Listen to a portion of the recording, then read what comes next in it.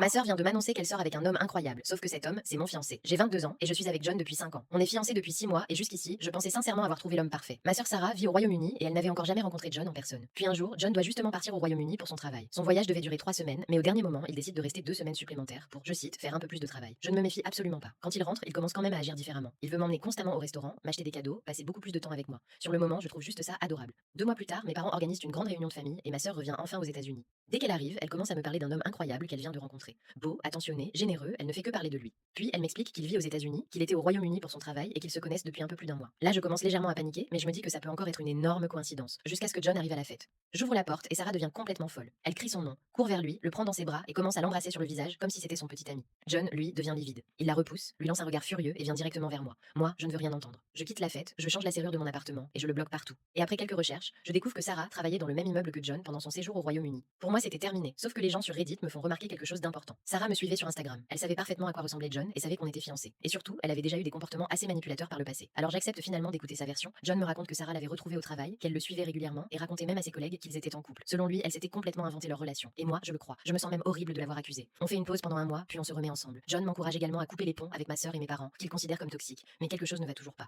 Notre relation n'est plus la même et progressivement, de nouvelles informations me font recommencer à douter de lui. Quelques jours seulement après avoir écrit que je lui faisais de nouveau confiance, je publie un autre message. Cette fois, je dis que j'ai reçu des informations laissant penser que John pourrait réellement me tromper avec Sarah et que je me prépare à annuler nos fiançailles. Puis pendant longtemps, plus aucune nouvelle. Jusqu'à une dernière mise à jour, plus de 2 ans plus tard. J'ai finalement quitté John. Il était extrêmement manipulateur. Je me suis réconciliée avec mes parents, et même si ma sœur et moi ne sommes toujours pas très proches, au moins je suis sortie de cette relation. Finalement, la question n'était peut-être même pas de savoir si Sarah ou John disaient toute la vérité. La vraie erreur, c'était d'avoir fait confiance à John au point de couper toute ma famille pour lui.